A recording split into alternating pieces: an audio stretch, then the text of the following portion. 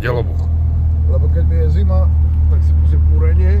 Si zaspievaš. Jak sedím. Ty kokos. Berem a bokem.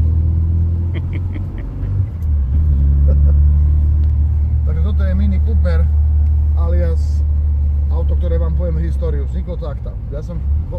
História tohto auta, aby som nekoktal, lebo už koktal.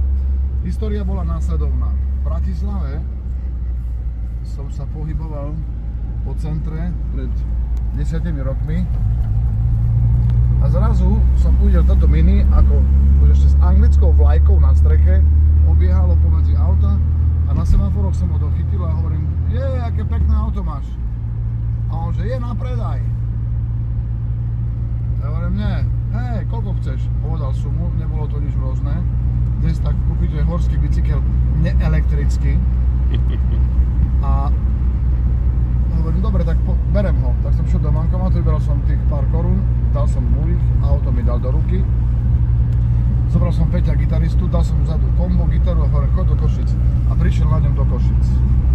Potom neskôr zistili, že Mini Cooper je citlivé auto na koróziu, takže keď sme ho potom lepšie pozreli, zistilo sa, že wow, pekná mačka vo vreci, ale na druhej strane som si povedal, že veľmi dobré jazdné vlastnosti, silný motor na tento typ auta. Áno. Máš benzín. Tak, benzín, jasné.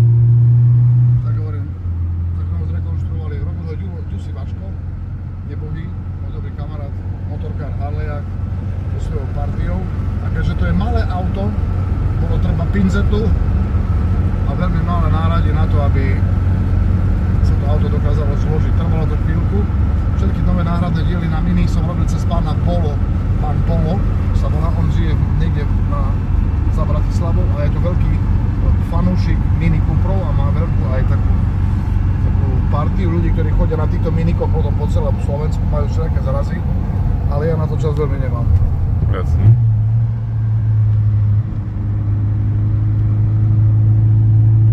Ale jazda je užívačka. Je to, lebo to máš Alty 4, nebrzíme motorom a APčka brzdy. Takže sú to naozaj, že to auto je také, má pre mňa veľkú charizmu, lebo je to Anglicko, všetko reaguje ako na minikáre, ako motokára, hej, pardon za stresy, ale je to motokárička. Vlastne motokárička, no. No dobre. Tak si ju pekne opísal. Áno, áno. A len ju zverujem do rúk, nepredávam ju v podstate. Tebe